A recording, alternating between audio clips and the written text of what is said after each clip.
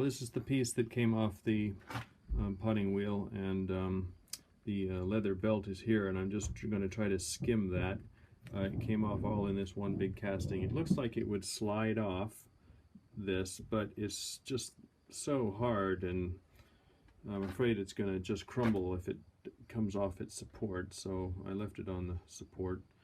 And it's about 94.8 millimeters most of the way, and then right here, you can just see it, there's a flat, and it's about 94.2 millimeters in diameter, so it's only about half a millimeter that needs to come off.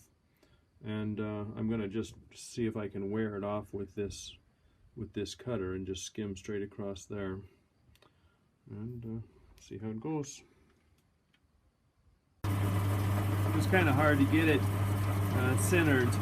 There's a lot of corrosion and things around the shaft. I kind of had to grab it at an awkward position, but it's pretty close.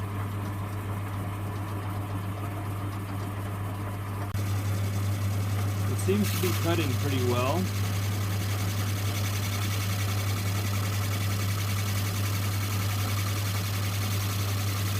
It's a little bit tapered, the wheel, so I don't know if that's a problem, but that's going to end up getting fixed at the same time. I'll have to make a couple of passes. It's going pretty well. The it seems to be possibly 3 rings of leather that's been pressed on there to be one thick ring, and the 2 outside rings seem to be a little bit softer than the inside ring, but I think it's the same material, but it's just tearing out a little bit more. I'm not too worried about the tear out, and this obviously isn't the right kind of cutter to do this with, but yeah, I'm making progress, and this is the remaining flat spot, so I'll just keep going until that disappears. The big unknown is whether I've centered this well enough. It would have been excellent if I could have grabbed this right end of this piece, but it's too big for my jaws of the chuck, so I had to get a piece which is kind of corroded and not very nice. But I think I've got it close enough. We'll see. Well, I'm going to stop there.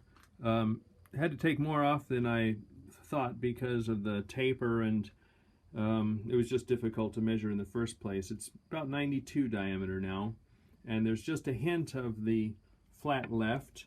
It was pretty stubborn, but I can see that it has actually machined it here, so that's just some kind of discoloration that's kind of gone into the leather. I'm just going to leave it and see if it's any improved, and there's a little bit of flat there that hasn't been touched, but that's the bulk of the leather is flat now, and as long as I've got enough diameter left to make it work the way it's supposed to work, I think it'll be a bit improved. So I'll go put it back on and try it out. Well, this is better than I could have hoped for.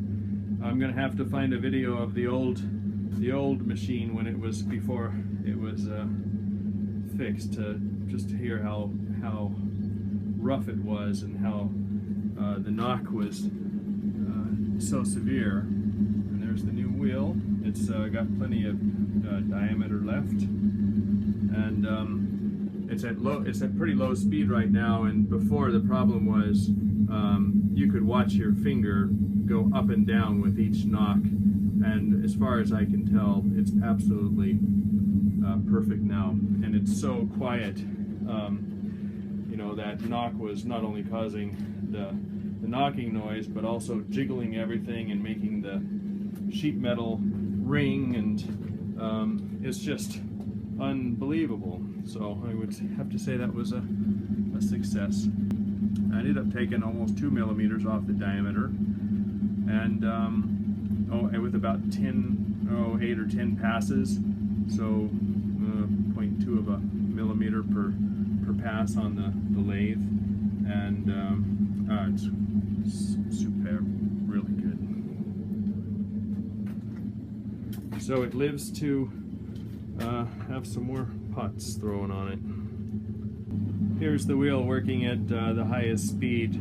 And I found out maybe I've accidentally adjusted it correctly, but if you do slow it down and just let the wheel come off all the way up, everybody probably knows this, but basically take it all the way up, the leather wheel comes out from under the thing, and it's happy there, and it'll go back underneath no problem.